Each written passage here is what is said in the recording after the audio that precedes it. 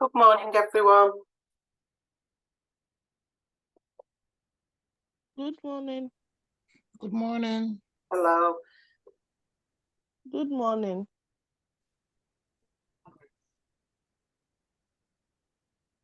Okay, I'm just giving it a short time just to see if anyone else joins us, but we'll start very shortly.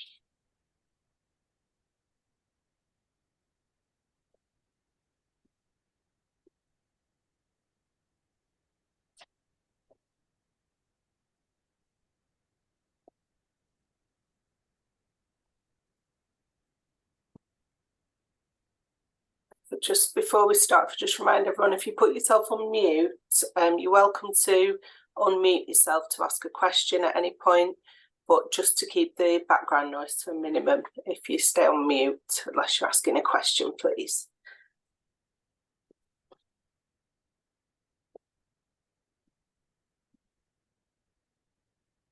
Okay, let's make a start now. This morning, we are looking at analysing texts of different complexities, recognising the use of vocabulary and identifying levels of formality and bias. So our aims and outcomes.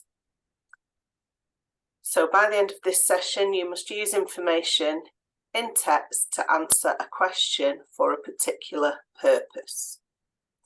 You should identify when not to give an unsubstantiated opinion when giving suitable responses. Be able to examine levels of formality, including recognising the passive voice and subordinate clauses, and recognise bias through a range of devices and methods. And you could give answers to questions that require analysis and suitable responses with clear information. So during your level 2 test, when analysing text and considering your response, you will be expected to understand and analyse the text and use the information within it to provide an appropriate response. So answering these questions will mean that you have to use the information given in the text to answer another question. So it's more than just a simple comprehension activity, such as what is the name of the person who wrote the email, which obviously will be stated there.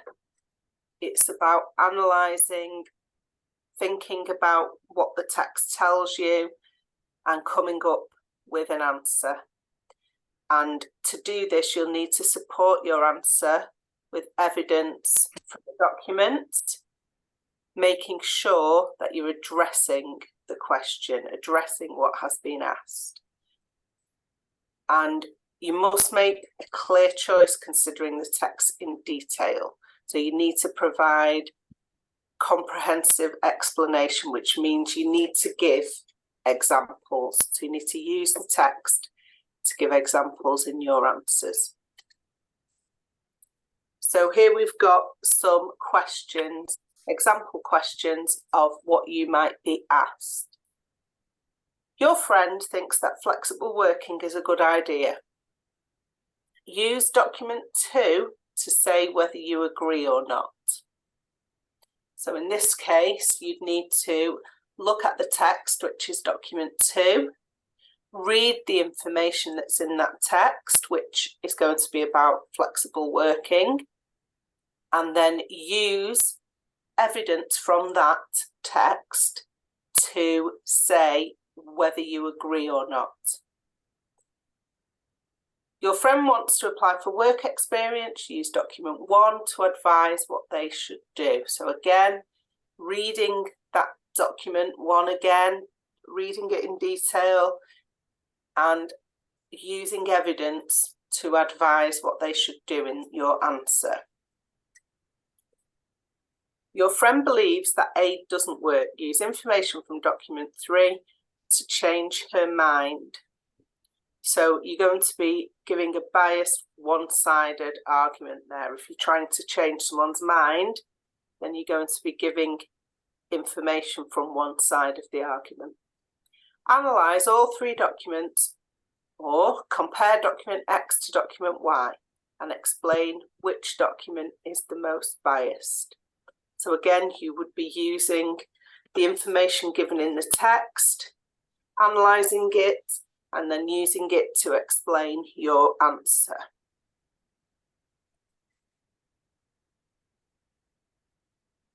So how to tackle these questions? You need to support answers with clear information.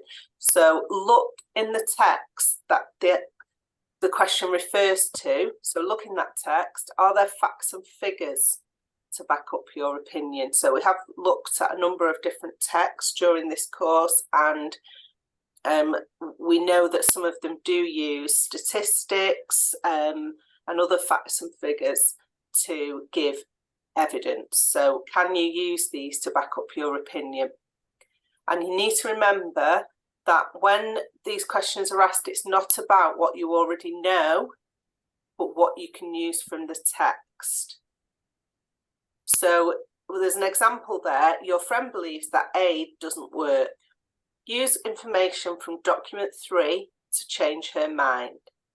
So you might work for an international aid charity. So your knowledge of aid is extensive and proven, but the test itself isn't about what you already know. It's about the information in the text. So you need to use evidence from the document that's stated to answer the question. So it's not testing what you already know, it's testing your reading, analysis, comprehension skills. Okay, so you must use evidence in the text that you're directed to. So have a go. So let's look at these questions. Let's look at the first one. Your friend thinks that the new shopping centre is only a retail destination. Use text A to explain what else the shopping centre can offer. So if you had that question, what kind of information do you think you'd be looking for in the text? So feel free to unmute and share your ideas. So what information do you think you'd need to look for in text A?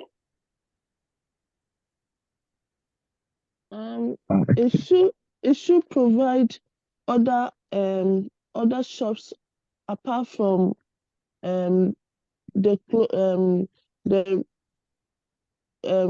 it should provide types of shops like food courts that people can sit down and eat, the cinema that people can go and watch. Yes, so we've got the word retail there. Excellent. So the friend thinks that it's just for shopping. So you need to look, if you were answering this question, you need to look for other things that are available in the shopping centre that are not retail. So like you've just mentioned, a cinema, possibly banks, maybe there's a gym, so maybe there's entertainment and exercise on offer. So that's what you're going to be looking for. Okay, well done, thank you. So the next one, your friend wants to take a gap year but is struggling with cash. Use text B to advise how they could go about raising some money. So what kind of information do you think you'd be looking for in text B? Excuse me, miss. Yeah. I can't find the what's it called, the text. Where is it? No, we're not looking at a particular text now. So good question, but we're looking at just the questions, and thinking about what kind of information you would be looking for if you had a text. So we don't have a text to look at, but All we're right, just got it, got it. thinking about what by reading the question, that's giving you lots of clues for the type of information you might need to look for in the text. All if right, you got have it. it. Okay, does that make Thank- sense? Yeah. Yeah, is Thank that okay? So Yeah. just have a think, what sort of information might you be looking for? I could say that for the essence of struggling with cash, Yeah.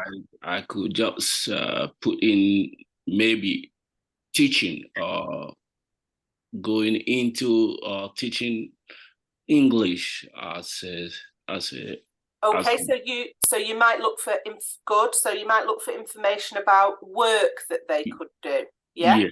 Yes. Good. Yeah. Okay. Any other suggestions? I might look into see if he can go for a bank loan. Good. So there might be so there might be information about banking or loans that could be on offer. Another thing that you might look for in the text, does the text give any information about budgeting or planning for finances? Okay, good suggestions, thank you.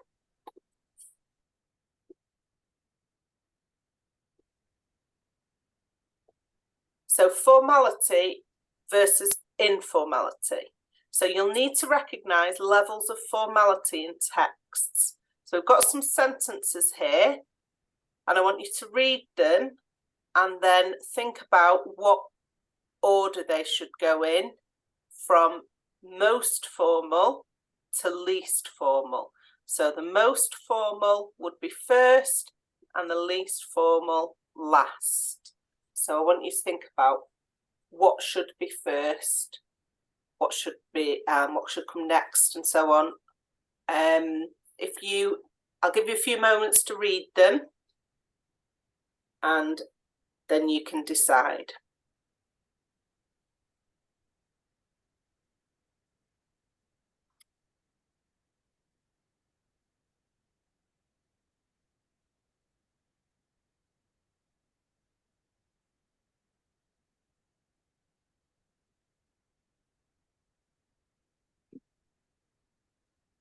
Okay, so hopefully you've had a chance to read them. I'm going to read them out, and then I want you to tell me which is the most formal that should come first. So number 1, kids are more of a presence in restaurants these days, and when I went with my lot, they absolutely loved it. 2, it is believed that the arrival to our shores of the gastronome, Raymond Blanc Sr., in the 1970s, transformed British cooking forever. 3, the modern gastropub is a pleasant and memorable experience with lots to savour and enjoy. 4, the restaurant's okay, I wasn't allowed to smoke. So which one is the most formal? Number 4. So when we say formal, we're looking for the one that uses the most formal language. So it could be technical vocabulary, it's a more complex sentence structure.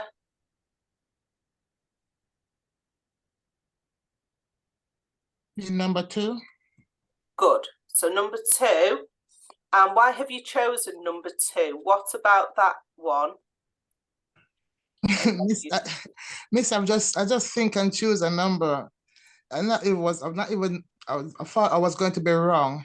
But in it, I believe that on the rival scores of the gastronom, Raymond Bernick, it's like it is signal to, it's like it's alerting, it's alarming, like to let me know that in 1970s transformed British cooking forever. So it's mean that it is really genuine to me. Okay, so you've chosen the right one, but we need to think about why that's the right one. Okay, yeah. So we've got some technical vocabulary in there. Gastronome. Yeah, Raymond. Okay, Raymond Blanc. Yeah.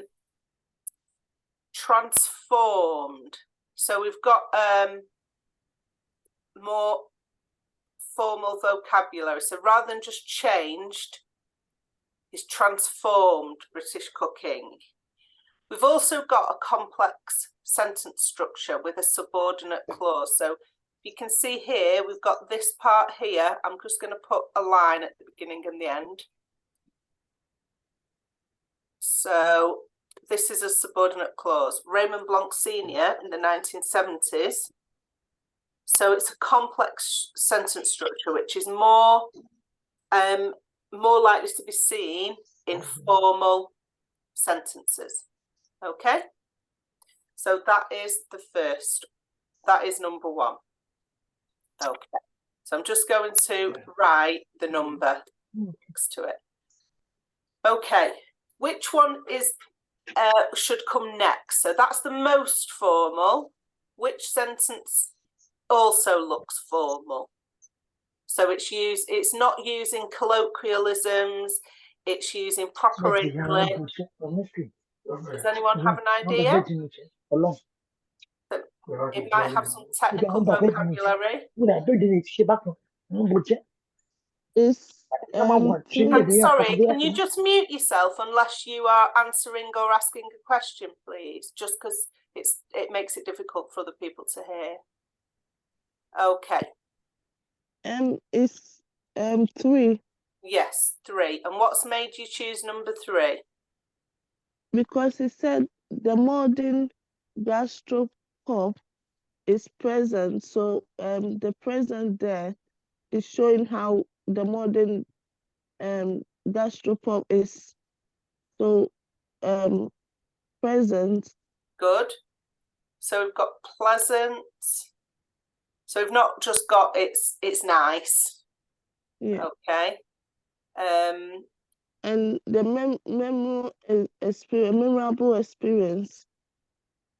Yes, a memorable experience. So not just we had a great time, we loved it, but it's a memorable experience. Good. And we've got gastropub as well, so a bit more technical. Okay. So that's the second one. What do you think should come next? So now we're going on to less formal. Is it number 1 or number 4? The less formal is number 4. So number 1 and number 4 are both less formal, but we're going to go with number 1 because number 4, the sentence structure is so simple. That's got the simplest sentence structure of all of them. So we'll go, this one will be the third. So first of all, kids.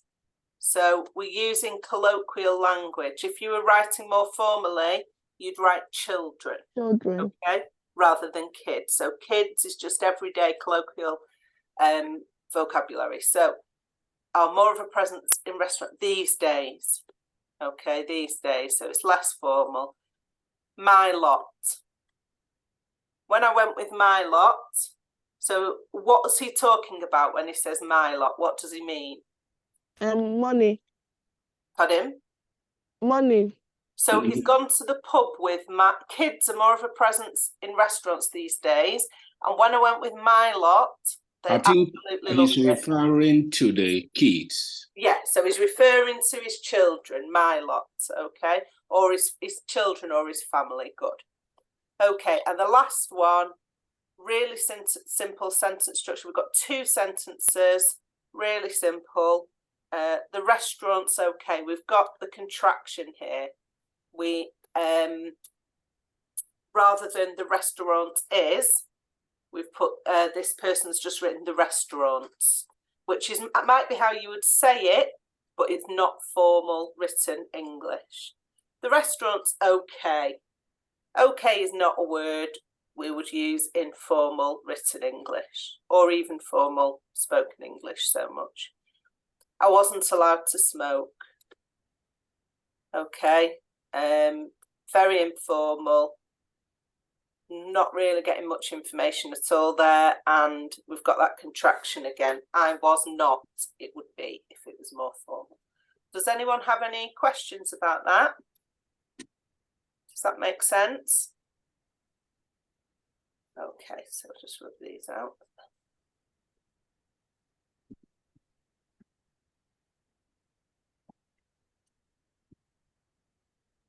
Okay.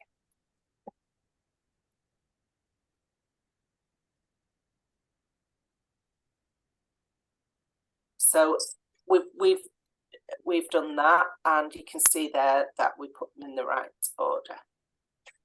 So, excuse me.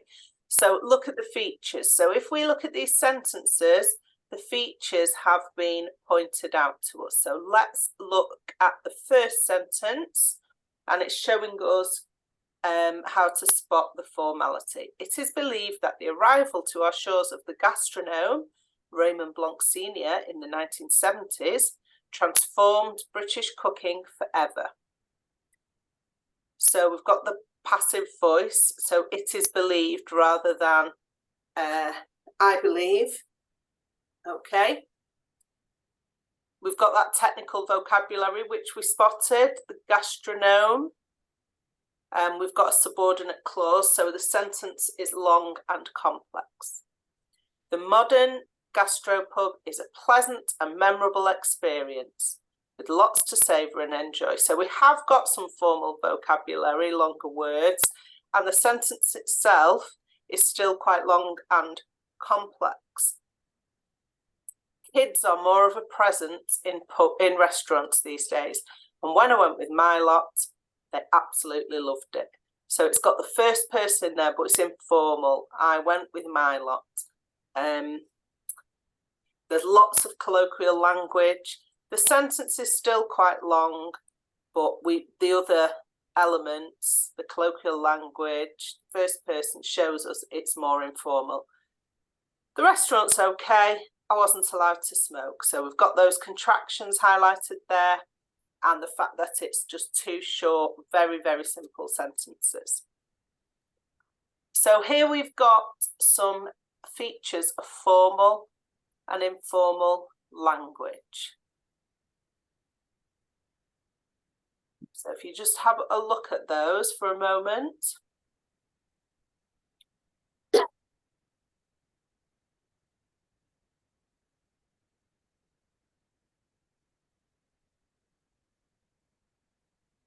So some of those are features that we spotted in the previous sentences.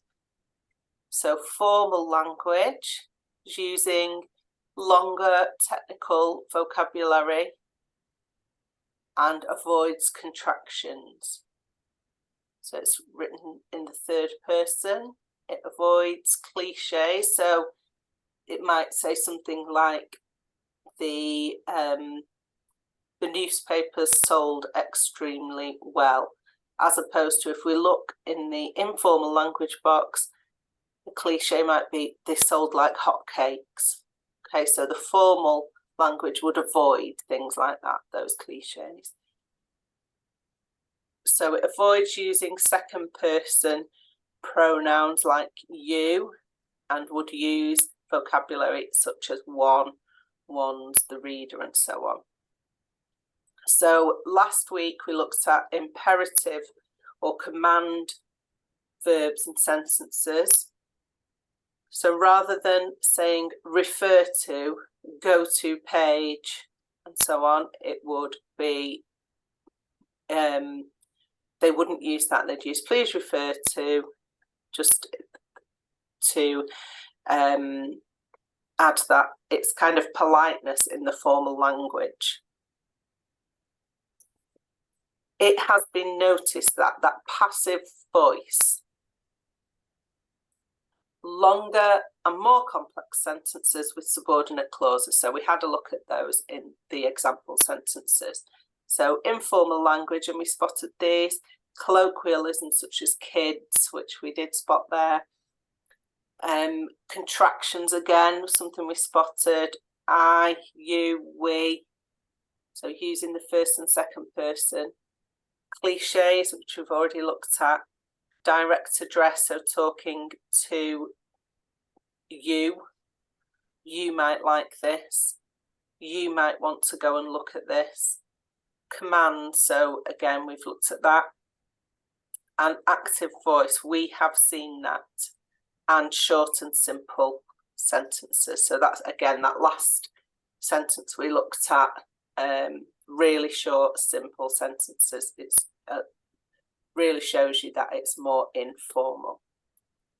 So passive and active voice. Does anyone have any questions about that? Yes, please. Yes, yeah. I wanted to ask if somebody is making a statement or writing an essay and uses a sort of formal language, is it not the right way to write? Is it not good?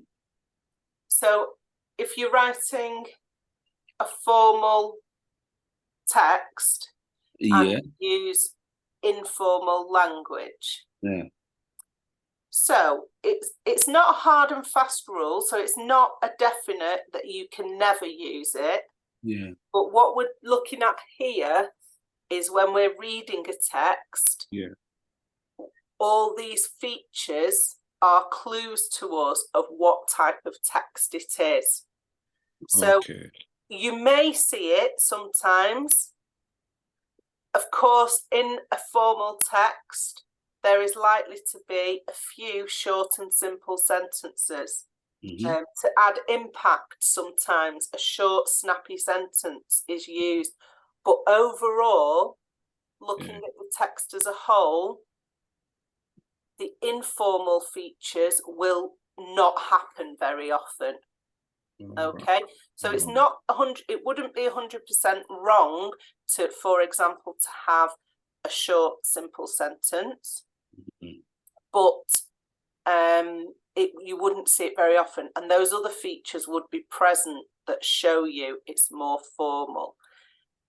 Some things are a rule. So if you were reading or if you were writing a formal text, you would be expected not to use contractions. So if you were writing an essay or an article, you would be expected to use cannot rather than can't. All right. Will not rather than won't. So those things are rules, but some of the features,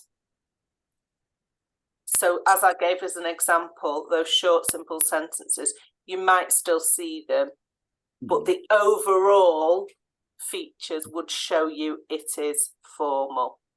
All right. Okay. Yes, ma'am. Thank you. Okay. You're welcome. Oops. So passive and active voice. So the active voice is the most common way of speaking in English. He designed many classic cars in the 60s. Sorry, he designed many classic cars in the 60s. So we've got the subject he, the verb, which is in the past tense here, designed, and the object in the sentence, the classic cars. And that's the active voice. The passive voice, many classic cars were designed in the 1960s. So the object starts the sentence, the classic cars, and the verb is in the past. To be, so we've got were designed, and it's the past form of the verb. In the passive form, the object moves to the start of the sentence because it is more important than the subject, and this is often a feature of formal writing, particularly where a process is involved, such as the engine is started. Rather than he started the engine is started. Okay. So when, another way of explaining it is when a sentence is written in the active voice, the subject performs the action. Okay, so usually that would be a noun, a subject, a person or a thing, and they would be performing the action. So a key is used to open the gate. Do you think that's active or passive? Active. It's passive because used. Okay, let's have a look. So it is passive. Passive. Mm. Okay. The active version of that would be the key opens the gate. Okay. And Michael donated his match fee. Is that active or passive? Passive. Active. Pardon? It should be active. So we've got a few different answers, but is active because we've got Michael Donated. Subject is donated, so donated his match fee. So it's active. If it was passive, then the match fee could be at the start of the sentence, and it might read, the match fee was donated by Michael. Okay, so that would be a passive version of that sentence. And again, as we've said, that would make it more an indication of a formal text if it's using the passive voice. The charity was founded in 1909. Is that active? Passive. Passive. Active. Good. Passive. Good.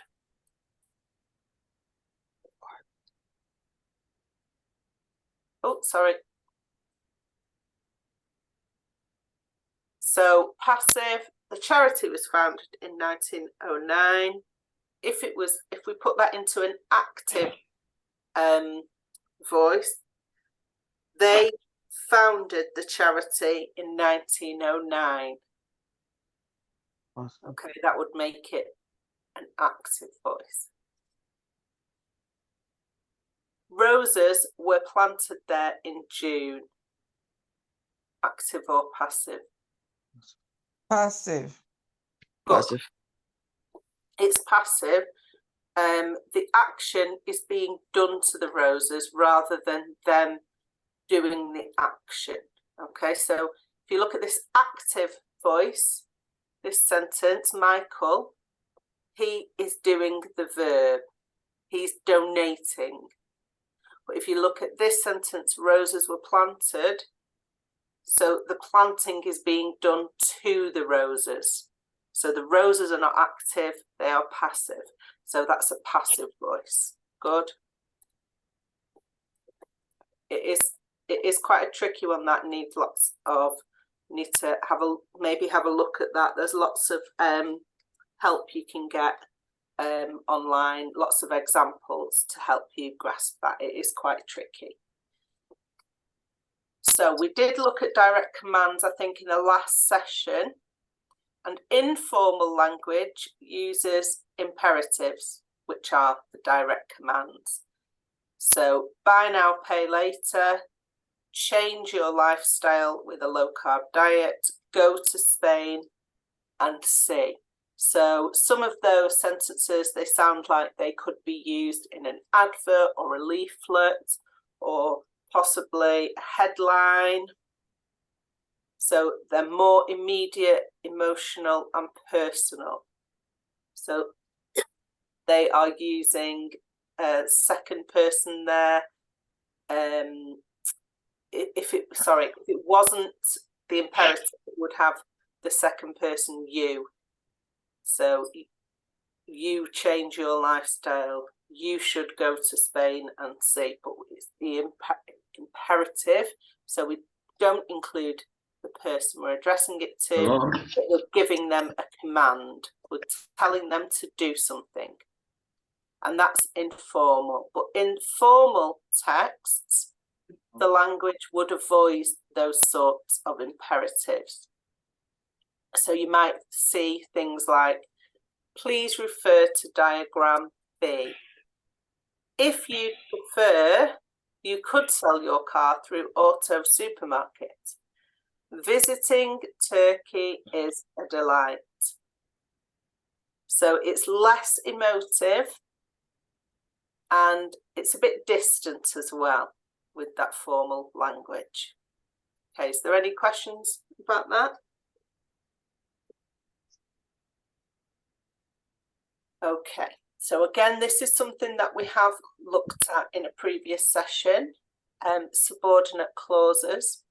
So it's the part of a sentence that cannot exist on its own because it wouldn't make sense.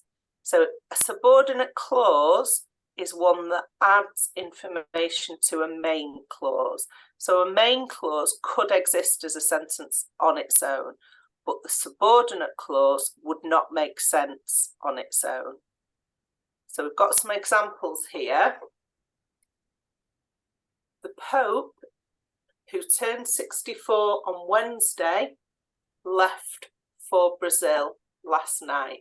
So we've got more information about the Pope there, that he turned 64 on Wednesday. So that is our subordinate clause. Okay. If we took that part of the sentence out, who turned 64 on Wednesday, put that clause out, the main clause would still make sense on its own. The Pope left for Brazil last night. Okay, so that's our main clause and it makes sense on its own. But we add the subordinate clause for further information, but it's subordinate to the rest of the sentence. Who turned 64 on Wednesday? That does not make sense on its own. We need the rest of the sentence. Okay. So another example, after a long bath, Michael decided to go to bed for the night. So what part of that sentence is the subordinate clause? Is it after a long bath or is it Michael decided to go to bed for the night? Which is the main clause? Which is the subordinate clause? I think after a long bath is the subordinate clause. Good, good. So after a long bath, that does not make sense on its own, but it gives us more information about Mitchell and why he's decided to go to bed for the night. He's had a long bath, he's decided to go to bed for the night. Mitchell decided to go to bed for the night. That's our main clause. It makes sense on its own. Sensing a revolution, the president left in the middle of the night. So what's the subordinate clause and what is the main clause? Sensing a revolution, subordinate clauses. Good. So sensing a revolution is the subordinate clause. It doesn't make sense on its own, but it gives more information to the rest of the sentence. So subordinate clauses turn simple sentences into complex ones. And the complexity of the sentences in a text often indicates that it is a more formal text. So it's another feature that shows us it is a formal text. So what is bias in writing? Bias is when a writer leans to one side of an argument or debate more than the other. And it can be slight or extreme. So we have looked at this before and we've seen these features: images, repetition, euphemism, sarcasm and the use of speech marks, and the use of pronouns. It's something we have seen previously. So we've got, if you just have a moment to look at those features, because on the next slide we're going to look at some sentences and see if we can spot any of those features in them. Yes.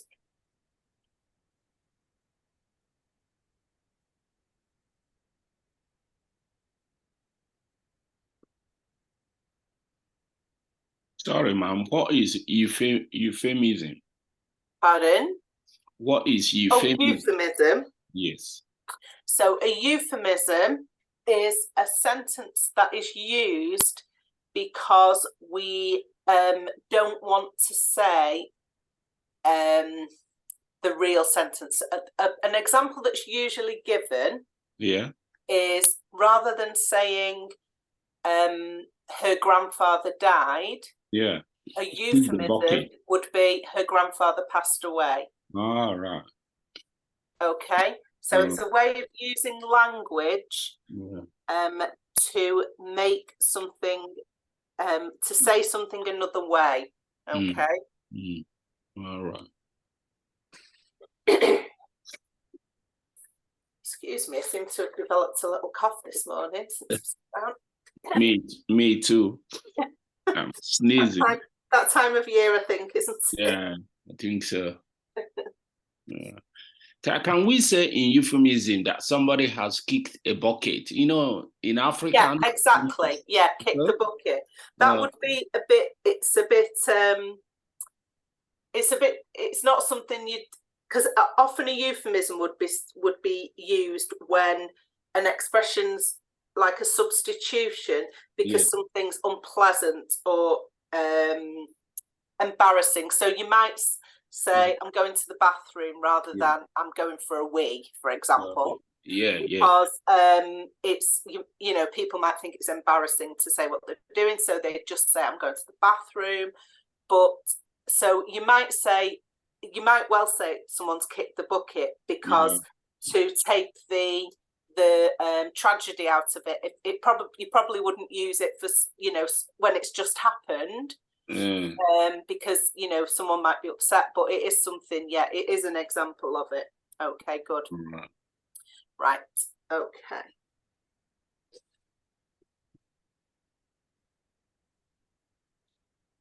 So we've got some examples here, some sentences, and those features can be used for bias. So if we look at these sentences and think, have any of those features been used?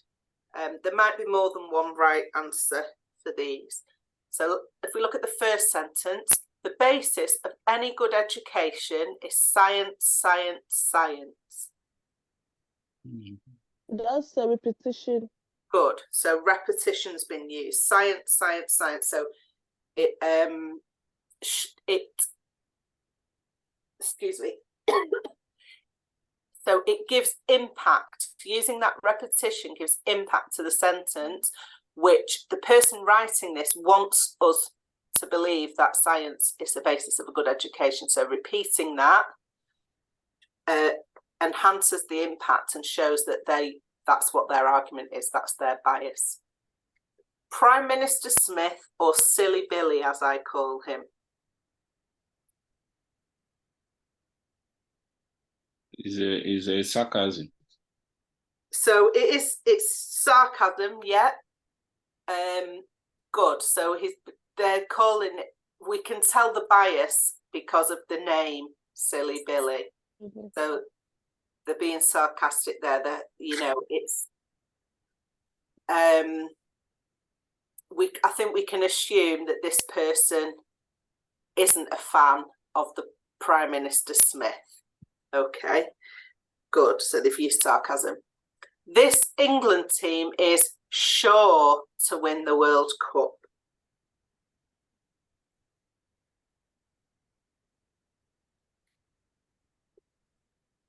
So just quickly go back. So that's what we're looking for, one of those features.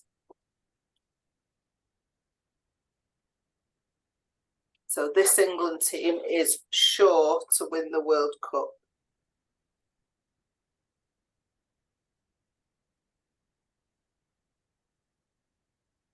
I don't think that we dealt about this. Maybe I myself it is being positive, and I don't think so.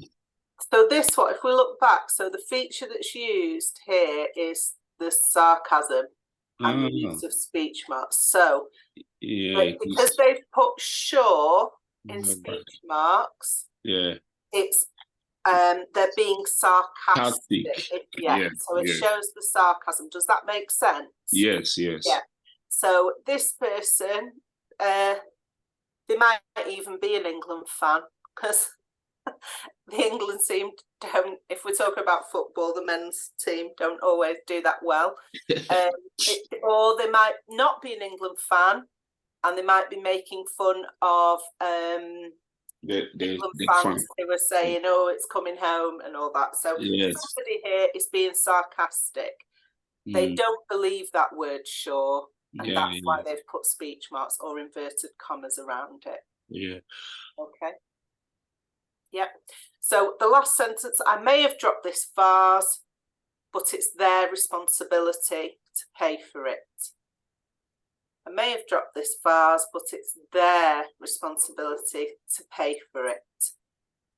So if you just have a look again at the list of features. Yeah, could say use of pronoun, isn't it? Excellent, yeah. So it's their responsibility. So the use of that word there is showing the bias, because it's showing us it's their responsibility. So they could have put, I may have dropped this vase, but it's the museum's responsibility to pay for it. But using that pronoun there, it's as if, it's even as if you can imagine them pointing at them there.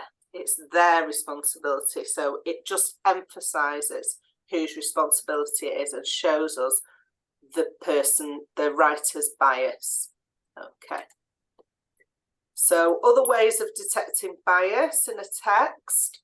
So exaggerated language, use of headlines and headings, helping or hurting. So using those words, omission. So what's missing from the text, and why is it missing? So that tells us the bias of the writer. One-sidedness, so only one set of arguments has been put forward, and showing their own or a third party interest. So if we have a look at exaggerated language, the sentence there, ignorant motorists who will not admit to the reality of climate change carry on driving everywhere, spewing filth and danger into the air. So the extreme words he's used there, we've got ignorant, spewing. So they are showing that exaggerated language is showing us the bias. So if he'd missed out the word ignorant, and if the writer had just put motorists, then we might not know how the text would continue. We might see another side of the argument, but putting that word ignorant in front of motorist, that adjective, is showing us what he thinks straight away. It's showing us the bias of the writer, ignorant motorist. So we've got some other adjectives here, and I wonder, can you think of any extreme adjectives that might be used in a text for these words? So instead of hungry, you'll be using starving. Good, starving. Are there any other things people can think of? Any other vocabulary? Sorry. Hungry Jack. Famished. Famished, yeah. So let's have a look. So we've got, oh, sorry. I don't think that plugs in properly. Just hold on one moment. Sorry about this.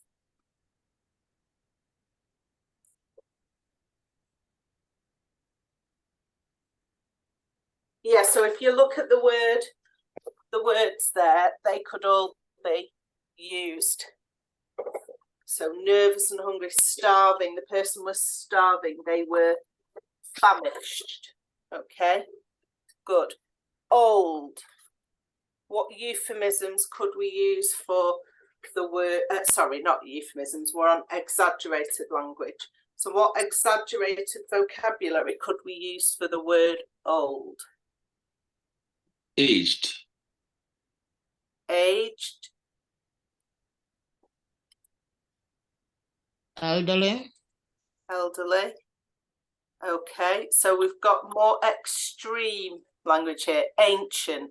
So they're not just aged or old, they are ancient, elderly, mature. Okay, I'm not sure.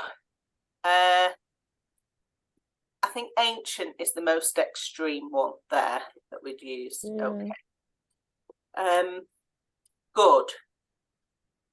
So let's have a look at these. Brilliant, amazing, wonderful, and cold. Can you say extreme?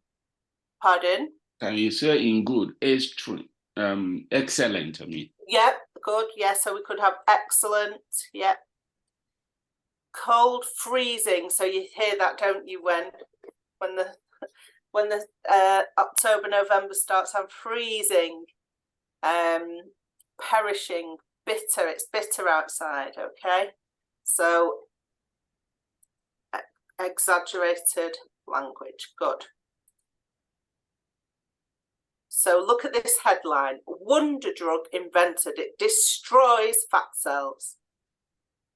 So writers want people to read their text, so they encapsulate what the piece is about in the headline. And they know as well that some people won't actually read the rest of it. They'll only read the headline, but it will help to attract the audience they want. So a dramatic headline will attract people, engage readers. So headlines can be misleading. They draw people in, and this suggests that a wonder drug's been invented. But when you actually read the story, it might actually have other elements. So it might not be a biased piece. It might actually give both sides of the argument. For example, revealing it's not yet been tested or that the side effects are terrible. So the headline is just to draw people in, and they're using that dramatic language. So a text could help or hurt a particular individual or group, and so the bias is used for that purpose. So if there's been a demonstration against the government over civil rights, we're going to look at these two texts and say which one would help the cause of the protesters and which would hurt the protesters. So which is biased towards them, so it would help them, and which is biased against them, so it would hurt them. The peaceful demonstrators prepare to gather in their thousands to protest against the government's draconian new human rights bill. So is that biased for the protesters or against them? Is that going to help them or hurt them?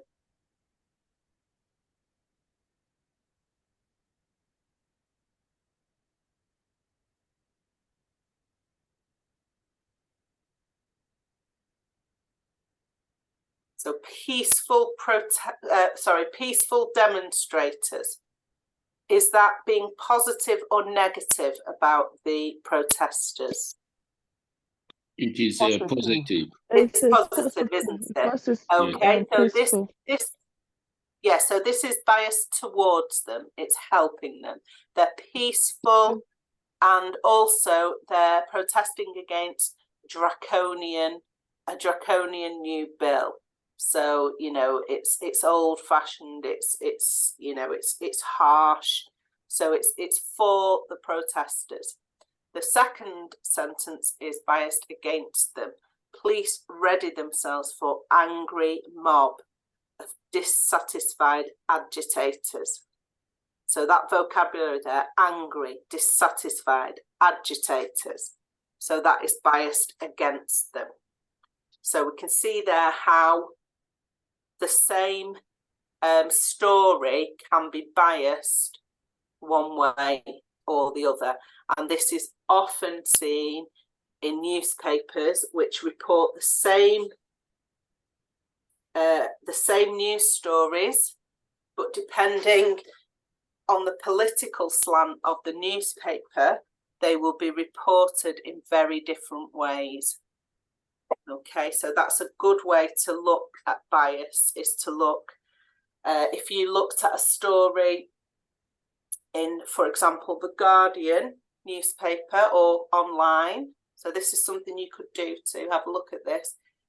If you looked up a story in the Guardian, which is a left-leaning newspaper, and looked up the same story on the website, for example, the Daily Mail, then which is a right-leaning newspaper, then the wording that is used to describe the same event could be very different, because they're trying to influence their readers according to their politics. So it's a useful exercise to go and do that maybe today. So sorry, man. Yeah. Why do the Sun uses such a very sensitive headlines in most of their writings? The Sun, as it regards to foreigners. As a foreigner, whenever I read the Sun, I get shivers, because it will always say foreigners have invaded, foreigners and the immigrants. So did you say that? Sorry, Spencer, did you say you've seen that in the Sun newspaper? Yes, is it the Sun, so, one of them, Sun or something like that? Yeah, so the Sun newspaper is traditionally seen as a right-leaning newspaper. So, and often if you really want to look into it, that usually comes from who owns it. So who owns the newspaper and who the editor is. Yeah. And the Sun is usually supportive of the Conservative Party in this country. It hasn't, if you look historically, that's not always, but generally it will support the Tory party, the Conservatives. So when they are writing a story, they will be supporting government policies. So even if the story isn't talking about government policies, it might be a story, like you say, about, I don't know, about some, immigrants. Yeah, a story about Refugees. immigrants. But as you say, it might be using words such as foreigner, it's basically, there's a word for it, they call it othering. So it's trying to make people think that these people who have come to live in England, they are other, they're different from us. Yes. If you read that and then you went and read the same story in the Daily Mirror or in the Guardian, the language would be different, because they are more left-wing. Yeah. Okay, so it's to do with politics really, and how they the editor of the newspaper and ultimately the owner of the newspaper, they want to influence their readers. All right. Okay. Does that make sense? Yes, it does. Yeah. So it's a really good question, and it's something that you could do today, is just to look up a story, usually something that's a bit more maybe controversial, so something that attracts debate. So it could be a story about immigrants. If you read it in just Google right-wing newspaper, left-wing newspaper, and you'll see different things will come up. Read the same story in both, and you'll be able to spot the biased language used, because both sides are biased. Sorry, Matu, question again. Right and left. How right is a kind of subtle, and left is which one? I mean, which one is more aggressive and which one is a more I wouldn't necessarily say one is more aggressive, because left and right. But the right wing is more conservative with a small c, so not the Conservative Party, but more conservative in the sense that they want things to stay the same. Yeah. They say that they're about family values, about helping businesses, helping people, individuals to get on in life, whereas left wing are more about change as it's needed, about society as a whole, rather than just the good of the individual, looking at society as a whole. And but it's obviously it's quite an emotive subject, and especially in this day and age, not just in this country, but you know, all over the world, really. America's a good example of the contrast between right and left as well. Okay. So, omission.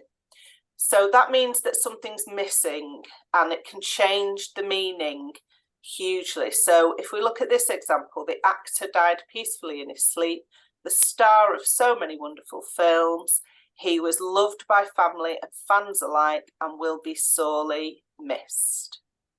So this actor, if we read that, it sounds like a national treasure, a well-respected person. But what if he'd been to prison for 8 years for fraud, but that's not mentioned? So the omission of that prison visit is changing, you know, that's changed the meaning.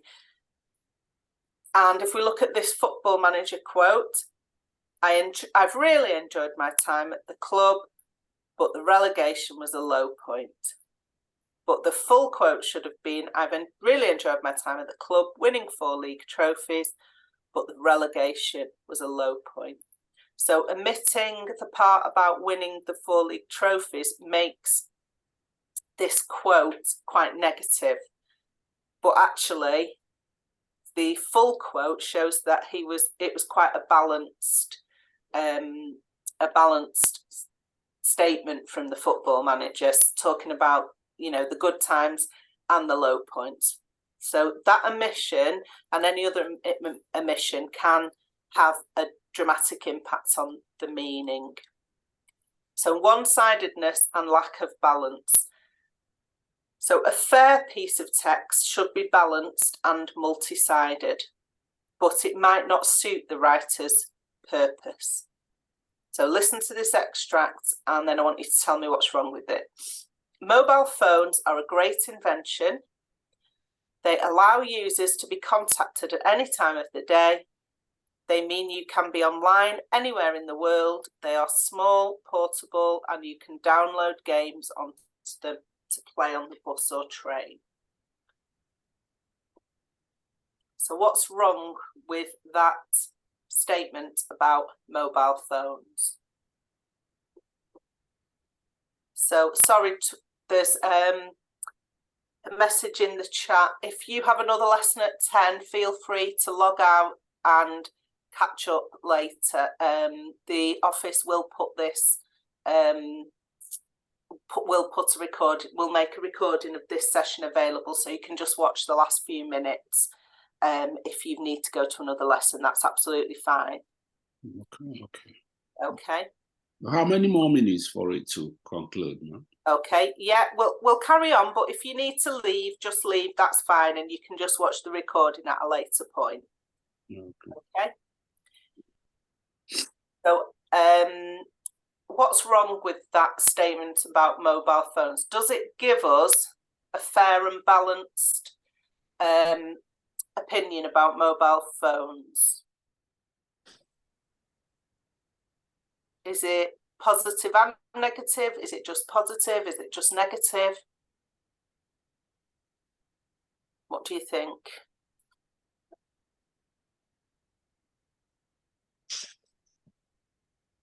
So they're great. They allow people to be contacted all the time. You can go online anywhere. They're portable. You can play games. So that's all very positive, isn't it? Yeah, positive. Yeah, it's really positive, but there isn't any balance. So is it good to be contactable 24 hours a day? I don't think so. Especially for young people, I think that's can be a real negative. There's no escape from it. Is it healthy to be online all the time? So No. it's not fair and it's not a fair and balanced piece. That it needs to talk about the other side of the argument. So why might this raise your suspicions? New treadmill to maximise your fitness. A new running machine has been devised that not only improves your fitness by 22%, but is also much gentler on your knees and other joints. The RunOmax 9000 from Gymnology is relatively unknown, but is set to take the fitness world by storm. The designer, Alan Filey, introduced the machine to a large and expectant crowd at Fitness Tech 2019. So what's wrong with that article? Why might you be suspicious?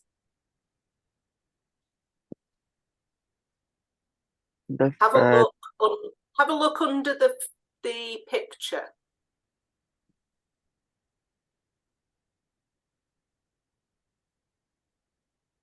So what's the text under the photograph? So sponsored by Gymnology. Gymnology, yeah. And in the text, who has made this amazing new running machine? Who does it tell us has made it? So it tells us that Gymnology in the third line, it tells us they've made it. So that's a bit suspicious, isn't it? That there's only good arguments, and the piece here has been sponsored by Gymnology. They've paid somebody to write this. They've sponsored it. So it's been written with someone with a vested interest. So the company have sponsored this piece. So they want to sell more running machines, don't they? So we've got some examples of text and what that feature is. So a chairman of Rolls-Royce, I should know this is our best car yet. So it's a self or third party interest. So it's his own interest that is saying it's the best car. People were beyond trembling with fear during the ordeal. So exaggeration, beyond trembling. The unlikable singer, aged 33, complained all night. So yeah, so that bias there, it's hurting her. It's saying she's unlikable and she complains. It is thought Parliament will push for their mandate tomorrow. So it's formal mandate. They will push for their mandate tomorrow. The captain said all problems were resolved immediately. So something's missing there. Okay, so that's we need to be cautious with that because we don't know all the facts. We can't visit there again, pal. So it's informal. It's got that contraction, can't and pal, rather than using someone's name, or pal rather than friend. The new Nokia is light, fast and easy to use with no downside. So it's one-sided.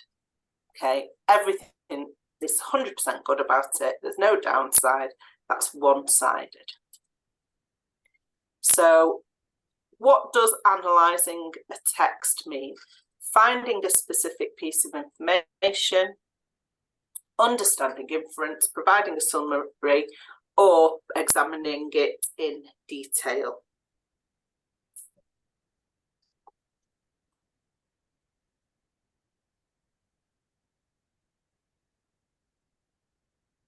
So examining it in detail. So if you analyse a text, you examine it in detail.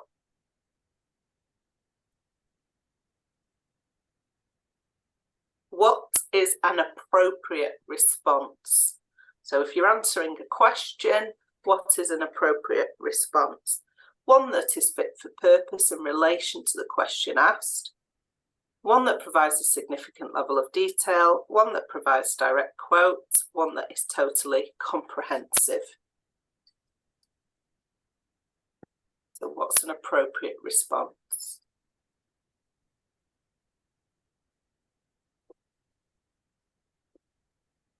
So it's A for this one. It's fit for purpose and it relates to the question asked. Okay, so you might be providing significant detail and direct quotes, but are they fit for purpose? This is what you need to focus on. It's fit for purpose in relation to the question that is asked. Okay, well, thank you, everybody. Really interesting contributions today.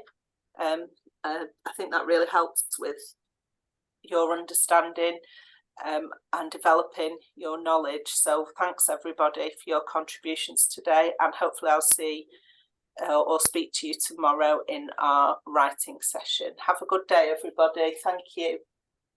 Thank you. Bye. Yeah, thank you. Have a blessed day. Thank you. Bye. Thank you. Bye. Bye.